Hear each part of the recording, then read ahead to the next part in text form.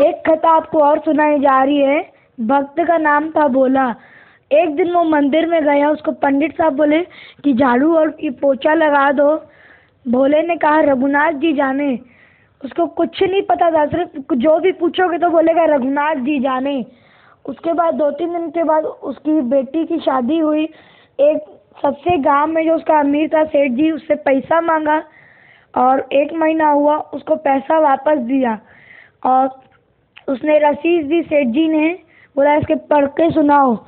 तो भोला जो भक्त था उसको वो बोला रघुनाथ जी जाने। सेठ जी ने सोचा कि ये तो बहुत अनपढ़ है, इसको कुछ पता नहीं होगा। सेठ जी ने बोला जब पानी भर के आओ, और वो जो रसीद थी उसको सेठ जी ने क्या किया, वो रख के नकली रसीद दे दी उसको। उसके बाद भोले ने अदालत में गया। एक तरफ थे भोला और एक तरफ था वो सेठ जी और जज साहब। जज साहब ने कहा कि तुम्हारे अलावा कोई तीसरा कोई और था बोला। भोले ने कहा रघुनाथ जी था। और जज साहब ने कहा रघुनाथ जी हाजिर हो। जितने भी उसके सिपाही थे सब जने कहे कहाँ है कहाँ है। तब उन्हें एक मंदिर दिखा तो एक पंडित से पूछे जाए रघुनाथ जी हैं इधर। तो पंडित ने कहा यही तो रघुनाथ जी का मंदिर है। तो भोले ने कहा रघुनाथ जी में राम भगवान तो हर एक जगह होते हैं, तो हमारे अंदर क्यों नहीं होंगे। तो तीसरा राम भगवान थे रघुनाथ जी। तो उसने सेठ ने इतना बड़ा झूठ किया कि रसीद उसको नकली दे दी। और जो बोला सादा भक्त था वो बहुत रो रहा था कि मेरी रसीद नकली दी ऐसे से। और भगवान जी उसी समय प्रकट हो गए एक बूढ़े आदमी का रूप धारण करके। और जज साहब को कहा कि मैं इसके लिए वो लड़ूंगा।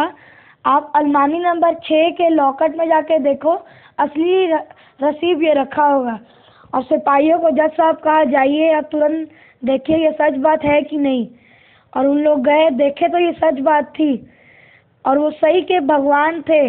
और सेठ जी को तो सजा मिल ही गई। और भोला जब वापस जा रहा था तो सेठ जी उससे पूछा कि ये कौन थे जो इतने एक ही जवाब में से सबूत लाके दे दिए।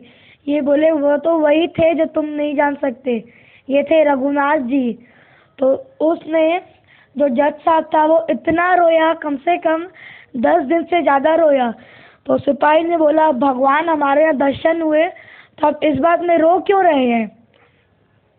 तो जज साहब ने कहा कि भगवान जी आए और मैं चेयर में बैठ के कुर्सी में के हुक्म चला रहा था, ये मेरे को अच्छा नहीं लगता। और जज साहब ने आज में कुर्सी में नहीं नीचे बैठ के पलथी मारे। फिर जज साहब ने स्टार्ट किया कि मैं ऐसे आज कर वो करूँगा। और यहीं पर ही मैं अपनी कथा विश्राम करता हूँ। मुझसे कोई भूल हो गई हो तो मुझे माफ़ कर देना। जय श्री कृष्ण।